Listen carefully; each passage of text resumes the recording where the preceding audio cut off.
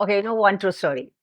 So it was my first day on the site, and I told a project engineer that I am really looking forward to work in this industry and I want to know everything about EPC. And he looked at me as if I have asked him a PowerPoint template. And I'm very sure you really did think it stood for something else, right? Listen, in my defense, nobody explained the abbreviations. I have assumed it, I have absorbed it through the concrete dust. Oh, great. Welcome to construction. So, everyone assumes you will be figuring things out by osmosis. And apparently, you will even think why you're even there. Honestly, that's exactly how I feel right now. I just sat through my first crisis review, 40 minutes on stencil strength, your soil variations, which I really don't know, and those 90 seconds on communications. I'm beginning to wonder now why I'm in the room. So, you are in the room because 5 years from now, you will be the one deciding what those 90 seconds say, and the boardroom will lean in to hear it. This is hard to believe. This is an EPC company.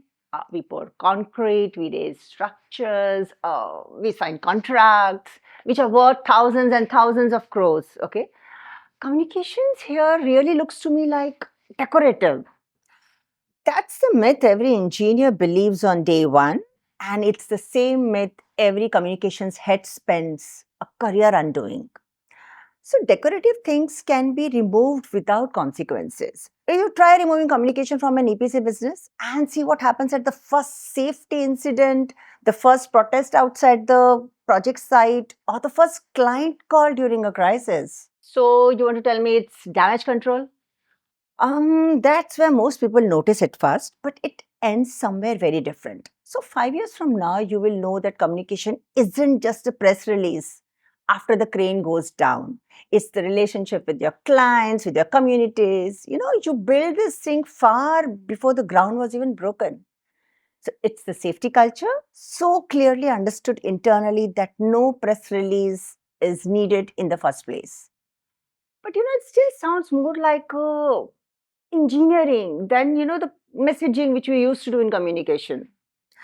Yeah, it is engineering. You build the trust the way you build a structure.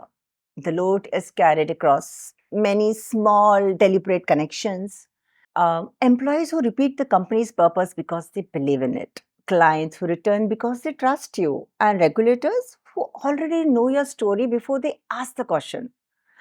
And the best part is what, the talent who joins you because they have read about the iconic structures you are building. And it is not just about the balance sheet. And leadership, does that believe that? I really feel they would be tolerating communication in EPC just because, they want to run a website. Okay. Yes, some need convincing, and I'm very sure you will convince them. Not with slogans, but with evidence. A market that factors reputation into every bid you win or lose.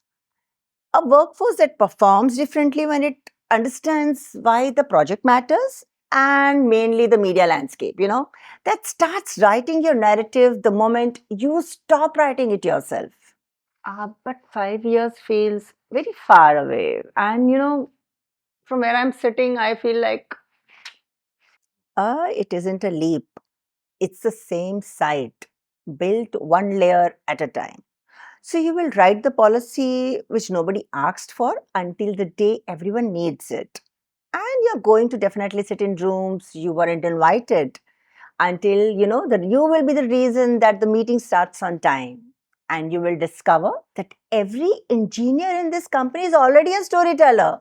It's just that they were never been asked to tell their story. So this doubt that I'm sitting with here right now, that's part of the foundation. It's the rebar. Okay. So nobody sees it once the structure is standing. You just take it away and boom, nothing above it holds. So you want to tell me communication helps people see the impact behind the project? Exactly. And that applies inside the organizations too.